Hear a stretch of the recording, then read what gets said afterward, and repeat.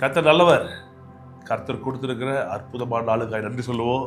இந்த ஜெயம் நிகழ்ச்சிக்கு எங்களோட கூட சேர்ந்து வார்த்தையை தியானிக்க செபிக்க வந்திருக்கிற எங்கள் அன்பு நண்பர்கள், விசுவாசிகள், அன்பு குடும்பம் ஒவ்வொருவரும் இயேசு நாமத்தினாலே நான் என் மனைவி வாழ்த்துகிறோம். கர்த்தர் நல்லவர். அற்புதமாக ஷோம் பண்ணி நாம் கர்த்தர் நமக்கு கொடுத்திருக்கிற இந்த நேரத்தை பயன்படுத்துவோம். கர்த்தர் தொடர்ந்து நமக்கு உதவி செய்ய வல்லவராக இருக்கிறார். ஆமென். ஷோம் பண்ணலாம். நம்முடைய கர்த்தராகிய இயேசு கிறிஸ்துவின் தேவனும் மகிமையின் பிதாவுமானவர் தம்மை நீங்கள் அறிந்து கொள்வதற்கான ஞானத்தையும் தெளிவையும் அளிக்கிற ஆவியை உங்களுக்கு தந்தரல வேண்டும் என்றும், தாம் நம்மை அழைத்ததினாலே நமக்கு உண்டாயிருக்கிற நம்பிக்கை என்னதென்றும், பரிசுத்தவான்களிடத்தில் தமக்கு உண்டாயிருக்கிற சுதந்திரத்தினுடைய மகிமையின் ஐஸ்வர்யம் என்னதென்றும், தாம் கிறிஸ்துவை மரித்தோரிலிருந்து எழுப்பி அவரிடத்தில் நடப்பித்த தமது பலத்த சத்துவத்தின் வல்லமையின்படியே விசுவாசிக்கிறவர்களாகிய நம்மிடத்தில் காண்பிக்கும் தம்முடைய வல்லமையின் மகா மேன்மையான மகத்துவம் என்னதென்றும் நீங்கள் அறியும்படிக்கு அவர் உங்களுக்கு பிரகாசமுள்ள மனக்கண்களை கொடுக்க வேண்டும் என்றும் வேண்டிக் கொள்கிறேன்.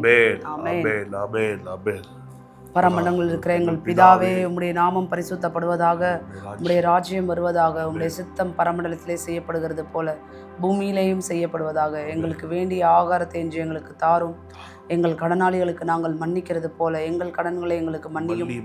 எங்களை சோதனைக்குட்பட பண்ணாமல் தீமை என்று எங்களை ரட்சித்துக் கொள்ளும். ராஜ்யமும் வல்லமையும் மகிமையும் என்றென்றைக்கும் உம்முடையவைகளே. ஆமென். பிதாவே, நன்றி செலுத்துகிறோம். இயேசுவின் நாமத்தை ஜெபிக்கிறோம். ஆண்டவரே, நல்லவரும் நன்மைகளை செய்கிறவருமா இருக்கிறீரே பிதாவே, உமக்கு ஸ்தோத்திரம். உம்முடைய ஒரே பேரான குமாரனே எங்களுக்காக கொடுத்தீரே, அதுக்காக உமக்கு நன்றி அப்பா. அவரோடு கூட மற்ற எல்லாவற்றையும் அருளாதிருப்பது எப்படி என்று சொல்லியிருக்கிறீரே, அதுக்காக உமக்கு நன்றி. கோடி ஸ்தோத்திரம் ஆண்டவரே. அளவில்லாத உம்முடைய அன்பிற்காக நன்றி. தகுதி இல்லாத எங்க மேல நீங்க பாராட்டின கிருபைக்காக உமக்கு நன்றி அப்பா. உடைய பிள்ளைகளாக வந்து நிற்கிறோம் ஆண்டவரே. இந்த நேரத்தில் என் கர்த்தாவே, உடைய வார்த்தையை கொண்டு எங்களை பலப்படுத்துவீராக, உற்சாகப்படுத்துவீராக. இந்த ஜெபமே ஜெயம் ஜெப கூடுகையில் எங்களை ஒன்றிணைத்த கிருபைக்காக, ஒரு மனமாய் உம்மை நோக்கி பார்த்த செய்த கிருபைக்காக உமக்கு நன்றி ஆண்டவரே. ஒரு மனமாய் நாங்கள் சேர்ந்து ஆண்டவரை எல்லா போராட்டங்களையும் ஜெயிக்க, ஜெயம் எடுக்க, உம்முடைய நாமம் எங்கள் வாழ்க்கையில் மகிமைப்பட உடைய வார்த்தையை கொண்டு எங்களோட பேசுவீராக. உடைய ஆவியை கொண்டு எங்களை நிரப்புவீராக. பார்த்து கொண்டிருக்கிற ஒவ்வொருவரையும் நிரப்புவீராக. உடைய பிரசனத்தினால நிரப்புவீராக. பரிசுத்த ஆவியானவரை நாங்கள் வரவேற்கிறோம். பிரகாசமுள்ள மனக்கண்களை எங்களுக்கு கொடுப்பீராக. உம்முடைய வார்த்தைகளை புரிந்து கொள்வதற்கு தேவையான பிரகாசம் எங்களுடைய மனக்கண்களில் உண்டாகட்டும்.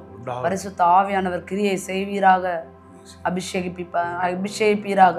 இயேசுவின் நாமத்தில் ஜெபிக்கிறேன் ஜீவனுள்ள நல்ல பிதாவே. ஆமென். ஆமென். ஆமென். Blessed people, let me remind you, ஆசீர்வதிக்கப்பட்ட தேவஜனமே, உங்களை நான் உங்களுக்கு ஞாபகப்படுத்துகிறோம். நீங்க கர்த்தருடைய வார்த்தையை கேட்கும்போது உங்களை அறியாமலே உங்களுக்குள்ள சுக வாழ்வு துளிர்க்கிறது. ஆமென். நம்மை அறியாமலே நமக்குள்ள ஜீவன் துளிர்க்குது. நன்றி அப்பா. Praying time is not a wasting time. Meditating time is not a wasting time. ஆமென்.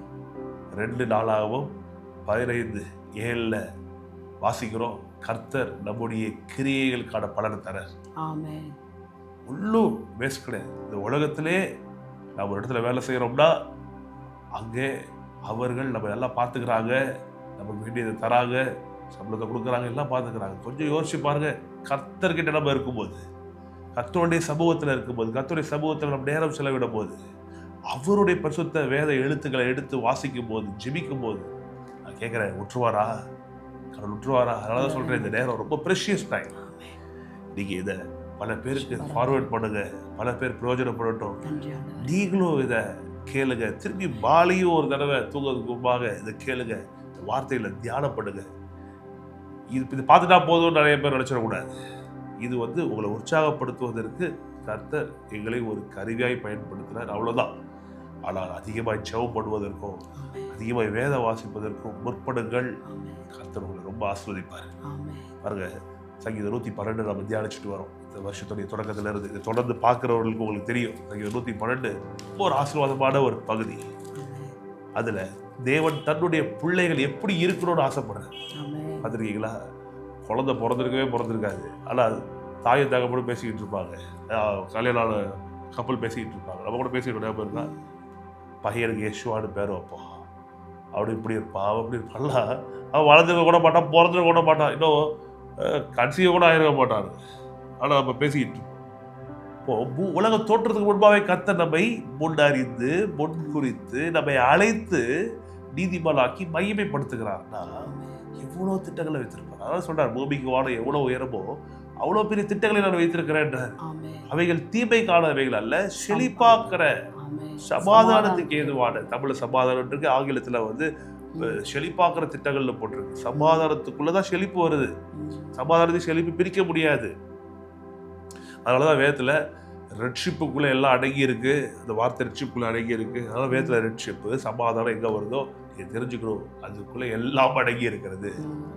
ரெட்ஷிப்பு ஏற்ற விசுவாசம் அவனுக்கு உண்டு என்று கண்டு அப்படின்னு போட்டிருக்கு. அப்போஸ்தலர் நடவடிக்கைகள்ல பவுல் பிரசங்கம் பண்ணும்போது எழுது நெல் அப்படின்றான், அந்த சப்பாடி என்ன பண்றான், இந்த புடவை நடக்கிறான். அப்போ ரெட்ஷிப்பு கேட்டுறதுன்னா அது சுகத்துக்கும் அடங்குது, செழிப்படங்கு. சமாதானம் அப்படிதான், ஷலோம், அதுக்குள்ள எல்லாம் நிறைவு அடங்கி இருக்கிறது. அப்போ பாருங்க, தேவனுடைய பிள்ளைகள் எல்லாம் நன்கு தெரிந்து கொள்ளணும், நமக்கு சமாதானத்தை உண்டு பண்ணும் தண்டனை யார் மேல போச்சு, இயேசு மேல போச்சுன்னா நமக்கு செழிப்பை உண்டு பண்ணும் அந்த வேலையை யார் எடுத்துக்கிட்டது, அந்த தண்டனை யார் ஏற்றது, நம்முடைய மீட்பர் எடுத்துக்கிட்டாரு. அதனாலதான் நீங்க துல்லியமாய் சொல்ல முடியும், கர்த்தருடைய சித்தம் பூமியை விட வானம் எவ்வளவு பெருசோ அவ்வளோ பெரிய திட்டங்களை வைத்திருக்கிறார். அந்த திட்டங்கள்ல ஒரு துளி தீமையே கிடையாது, ஒரு துளி தீமை கூட கிடையாது. நல்ல திட்டங்கள், செழிப்பாக்குற திட்டங்கள், நன்மையான திட்டங்கள் தான் தேவன் நமக்கு வகுத்து வைத்திருக்கிறார். இன்றைக்கு நம்ம ஒரு இடத்துல நிற்கிறோம், கடல்ல இருக்கலாம், வியாதியில இருக்கலாம், பலவீனத்துல இருக்கலாம், குறைவுபட்டிருக்கலாம். ஆனால் இந்த இடத்துல இருந்து நாம் ஒரு இடத்துக்கு போறோமே, அந்த இடம் ரொம்ப நல்ல இடம், அந்த வாழ்க்கை ரொம்ப நல்ல வாழ்க்கை. இன்னைக்கு குறைவுபட்டிருக்கலாம், இன்னைக்கு வாழ்க்கையில் ஒரு நிறைவு இல்லாமல் இருக்கலாம், தலைகுடிவு இருக்கலாம், மரியாதை இல்லாமல் இருக்கலாம். ஆனால் கர்த்தர் நம்மை அடுத்த கட்டத்துக்கு நம்ம வாழ்க்கையில என்ன பண்றாரு, கொண்டு போக விரும்புறாரு. அந்த திட்டங்களை அவரை நம்பி நம்ம அதில் இறங்கணும்.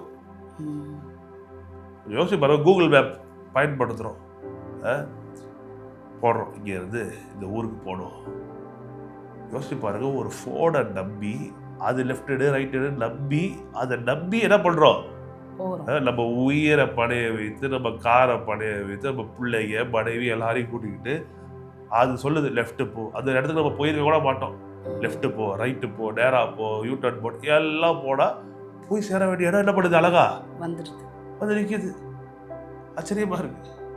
நம்ம தப்பே செஞ்சா கூட மனுஷனா நீ எருமை எருமை அப்படின்னா திட்டுது, ரீரூட் பண்ணுது, ரீரூட்டிங் அழகா பேசுது. நான் பார்த்து நிறைய நேரத்தில் பார்த்து நானே இந்த கூகுள் மேப்புக்கு இருக்கிற ஒரு பொறுமை கூட நமக்கு இல்லை பாரு. அதில் ஒரு பொண்ணு பேசுது, இல்லை ஒரு பையனை வாய்ஸ் வச்சுக்கலாம், என்ன பண்ணுது அழகா டேக் லெஃப்ட் டேக் ரைட். இது மாதிரி கன்ஜெஷன் முன்னாடி டிராஃபிக் ஜாம் இருக்கு, பொறுமையாக போங்க, என்னடா இது. ஆனால் தேவ ஆவியானவர் நம்மளை நடத்தும் போது நமக்கு புரிய மாட்டேங்குது. சாதாரணமாக பார்த்தா நிறைய ஊழியக்காரங்களே கர்த்தரோட பிச்சிருவார் பார்த்துக்கோ, உடச்சிருவார் பார்த்துக்கோ, முறிக்கிறார் பார்த்துக்கோ. நான் சொல்கிறேன் பாருங்க, கூகுள் மேப்பை விட கர்த்தர் ரொம்ப நல்லவர்.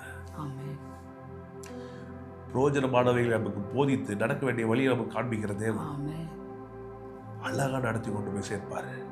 தப்பே பண்ணா கூட தம்பி இப்படி வரணும்டா அப்படின்னு நம்ம சொல்லி கொடுப்பாரு, சிரிச்சுப்பாரு. ஸ்ட்ராங்கா சில நேரத்தில் என்ன பண்ணுவாரு, கரெக்ட் பண்ணுவாரு. ஆனா அடிக்கிறது, கொல்றது, வாழ்க்கையை கெடுக்கிறது, கட்டு போட்டு விடுறது, அது மாதிரிலாம் பண்ண மாட்டேன். என்ன பண்ணுவோம், வேதத்தை படிக்கும் சில வசனங்கள் ஸ்ட்ரிக்டா இருக்கும். கர்த்தருக்கு பயப்படுதலே ஞானத்தை பிறப்பிடம், பிகினிங் ஆஃப் விஸ்டம். கர்த்தருக்கு பயப்படுதல் ஞானத்தின் ஆரம்பம்.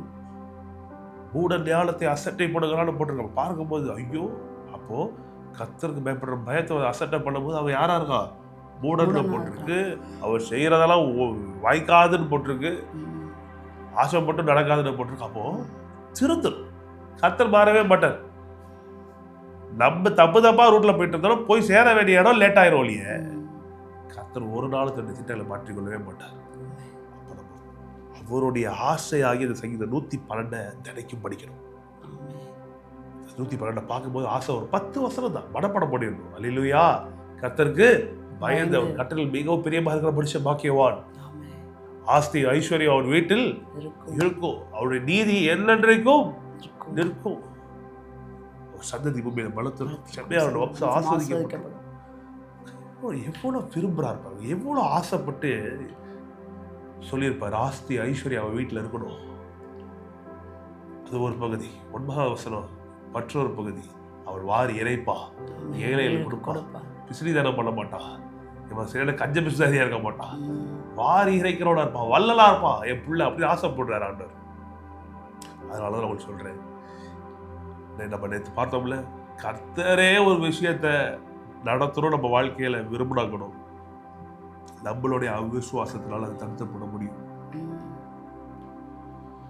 நம்ம கண்டதை பேசி அதை தடுத்து விட முடியும். அதனாலதான் நீதிமொழிகள் ரொம்ப முக்கியம், தினைக்கும் படிக்கணும். பொதுவாக கிறிஸ்தவர்கள் பழக்கம் இருக்கும். நீதிமொழிகள் 31 அதிகாரத்தில் ஒவ்வொரு நாளைக்கும் ஒவ்வொன்றும் படிச்சுட்டு இன்னைக்கு கோட்டா முடிஞ்சு போச்சு அப்படின்றது 10ஆம் அதிகாரம் அப்படி நினைச்சிடக்கூடாது. நீதிமொழிகள் பல அதிகாரங்களை படிக்கணும். முடிஞ்சா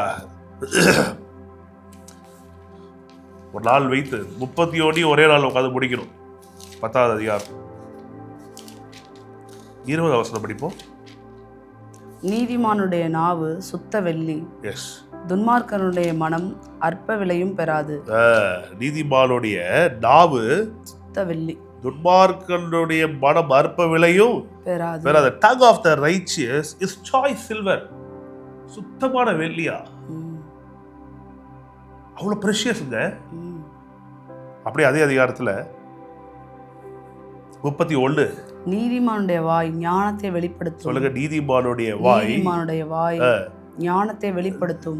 வாய் ஞானத்தை வெளிப்படுத்தும். நான் சொல்றேன் பாருங்க, கடவுளுடைய வார்த்தை தான் ஞானம். ஆமென். இதை வெளிப்படுத்துவதற்காக தான் அந்த சுத்த வெள்ளி இருக்குது. வெள்ளி தட்டில் வைக்கப்பட்ட பொற்பழங்கள் எது?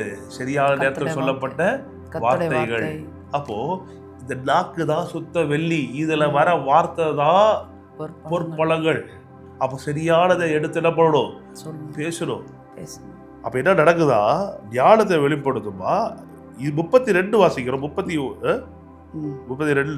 நீதிமான்களுடைய உதடுகள் பிரியமானவைகளை பேச அறியும். சொல்லுங்க, பிரியமானவைகளை, கர்த்தருக்கு பிரியமானவைகளை பேச அறியும். கர்த்தருடைய சித்தம், கர்த்தருக்கு பிரியமான சித்தம், கர்த்தருக்கு என்ன ஆசை, சங்கீதம் 112 அதை பேச அறியும். உங்க வீட்டுல தங்கம் இருக்கோ, உங்க வீட்டுல 916 KDM ஹால்மார்க் BIS, அந்த பழைய வீடியோல BIS விட்டுட்டேன், BIS ஹால்மார்க் 22 கேரட்ல நல்ல தங்கம் இருக்குன்னு சொன்னதுக்கு மக்கள் கொந்தளிக்கிறாங்க. பிரியமானவைகளை பேச அறிந்திருக்க விடப்பட்டிருக்கு.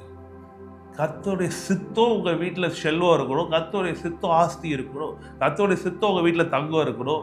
இப்ப கர்த்தருடைய மனுஷனா பிரியமானவைகளை பேசுகிறேன், கர்த்தருக்கு பிரியமானவைகளை பேசுறேன். சுத்த வெள்ளியான என் நாக்கு, என் மனைவியோட நாக்கு சுத்த வெள்ளி. ஏனென்றால் இது ஞானத்தை பேசுது, தேவனுக்கு பிரியமானவைகளை பேசுது.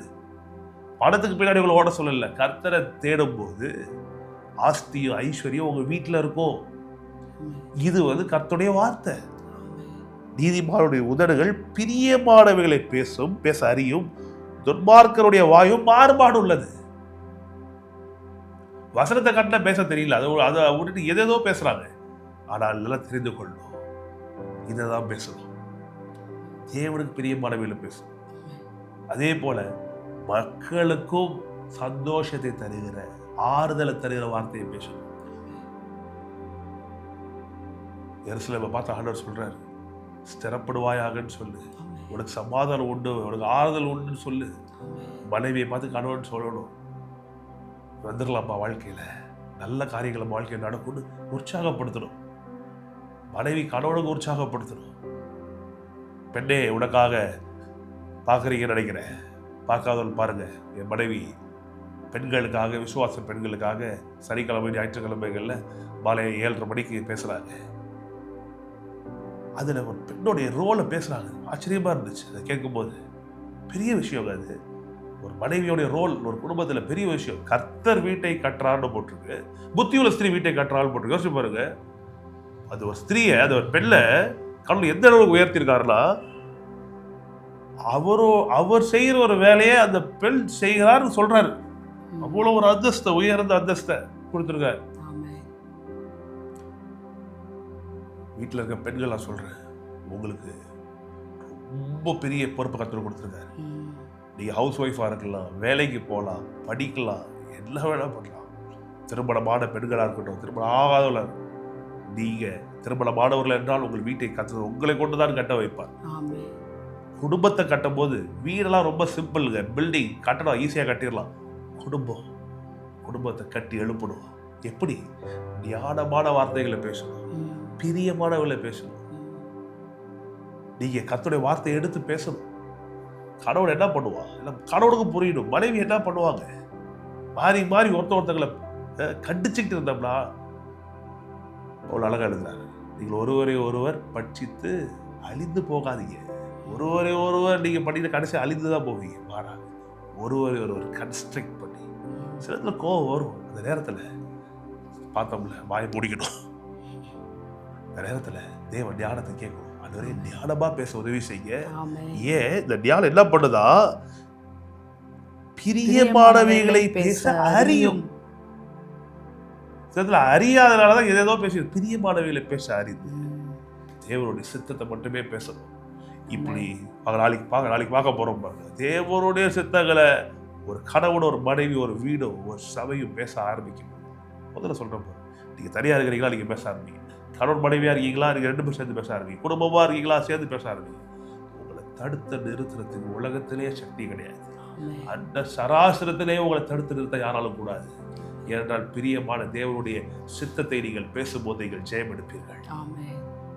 ஆஸ்தி ஐஸ்வர்யம் உங்க வீட்டில் இருக்குன்னா பேசுங்க. ஆமா ஆண்டவரே, நீங்க எல்லாம் கவரிங் நகையா இருக்கு, நல்ல தங்க நகைகளை கொடுங்க. கேளுங்க, கேட்கிறவனும் பெற்றுக்கொள்வான். வீடுல கேளுங்க. யாருக்கிட்ட கேட்கறீங்க? உங்க தகப்பன், உங்க மீட்பர், உங்க ஆண்டவர், உங்களுக்காக ரத்தம் சிந்தினவர். அவர்கிட்ட கேட்கறது எல்லாம் தப்பு. அவர்கிட்ட கேட்காம வேற யார்கிட்ட கேட்கறது? அப்படி கேட்கறது தப்பே கிடையாது. ஆண்டவரே, கௌரவமா வெளியே ஒரு கல்யாணத்துக்கு போயிட்டு வர்றதுக்கு எனக்கு கொஞ்சம் நகையை கொடுங்க ஆண்டவரே. கண்டிப்பா கொடுப்பாரு. ஒரு காரை கொடுங்க ஆண்டவரே, ஒரு வீட்டை கொடுங்க ஆண்டவர். எல்லாம் செய்வார். சந்தோஷம் நிறைவாகும்படி பெற்றுக்கொள்வீர்கள். இதெல்லாம் உங்களுக்கு கொடுக்கணும்னு அவர் அறிந்திருக்கிறாரு. ஜெபிக்க சொல்றார், தேவ ராஜ்யத்தை தேட சொல்றார், நீதியை தேட சொல்றார். இதெல்லாம் நான் பேசுறதுனால நான் உங்களுக்கு துரோகி இல்லை, நான் தான் உங்களோட உண்மையான நண்பன். நானும் என் மனைவி தான் உங்களை உண்மையாக நேசிக்கிறோம், உங்களுக்கு நல்லதை செய்து கொண்டிருக்கிறோம். ஆகவே தொடர்ந்து ஜெபம் பண்ணுவோம். கர்த்தர் பெரிய நன்மைகளை செய்வாராக. பிதாவை நன்றி சொல்லி ஜெபிக்கிறோம். பார்த்து கொண்டிருக்கிற அன்பு நண்பர்கள் ஒவ்வொருவருக்காக ஜெபிக்கிறேன். இவர்கள் வீட்டில் சந்தோஷம் சமாதானம் பெருகட்டும். இதை பார்த்து கொண்டிருக்கிற சகோதரி டெய்ஸி, ஆண்டவர் உங்ககிட்ட பேசுறாரு. உங்களுக்கான வீட்டை கர்த்தர் கட்டி தருகிறார். உங்களுடைய விருப்பங்களை கர்த்தர் நிறைவேற்றுகிறார். உள்ள டெய்ஸி என்ற சத்தத்தை நான் கேட்டேன். இயேசுவின் நாமத்தினாலே கர்த்தாவே அற்புதங்களை செய்க ஆண்டவரே. சகோதரி டெய்ஸிக்கு வேண்டிய அற்புதத்தை செய்க கர்த்தாவே. கர்த்தாவே அவளை சாட்சியை நிறுத்துங்க ஆண்டவரே. எந்த ஒரு நோக்கத்தோடு நீங்க மகளை தொட்டிகளோ அந்த நோக்கத்தை நிறைவேற்றி கொடுங்க கர்த்தாவே. பரிசுத்த ஆவியானவர் நீ பெரிய நன்மைகளை செய்க. பாஸ்கர், சகோதரர் பாஸ்கருடைய செபங்களுக்கு பதில் உண்டாகட்டும். தேவனுடைய கிருபைகள் பெருகட்டும். பரிசுத்த ஆவியானவர் அற்புதமாய் செய்வீராக. Prabhakar, thank you Holy Spirit. I can hear God speaking. Thank you Holy Spirit. பிரபாகருக்கு வேண்டிய நன்மைகள் உண்டாகட்டும். கர்த்தருடைய ஆவியானவர் தொடர்ந்து நடத்துங்க. சுகமளிக்கிற பரிசுத்த ஆவியானவர் செயல்படுங்க. மகிமையாய் அசைவாடுங்க, கிருபையாய் அசைவாடுங்க. பார்த்து கொண்டிருக்க ஒவ்வொரு சுகமாகட்டும், பார்த்து கொண்டிருக்க ஒவ்வொரு விடுவிக்கப்படட்டும். இந்த நாள் எங்களுக்கு ஆசீர்வாதமான நாளா இருக்கட்டும். இந்த திங்கட்கிழமையிலிருந்து இந்த வாரம் முழுவதும் தொடர்ந்து நீரே பொறுப்படுத்தி நடத்துங்க. உங்களுடைய தயவு, உங்க இறக்கம், உங்களுடைய காரணம் எங்களோடு கூட இருக்கட்டும். கடன்கள் அகன்று போகட்டும், வியாதிகள் அகன்று போகட்டும். பிள்ளைகள் நன்கு படித்து உயரட்டும், குடும்பத்துல சந்தோஷ சமாதானம் நிறைவாக உண்டாகும். எப்போதும் வாழ்ந்திருப்பீர்களாக. இயேசுவின் நல்ல நாமத்தில் பிதாவே, ஆமென், ஆமென். God bless you people. Love you so much. கர்த்தர் தொடர்ந்து உங்களுக்கு உதவி செய்யட்டும். நீங்க ரொம்ப நல்லா இருப்பீங்க. God bless you. Love you.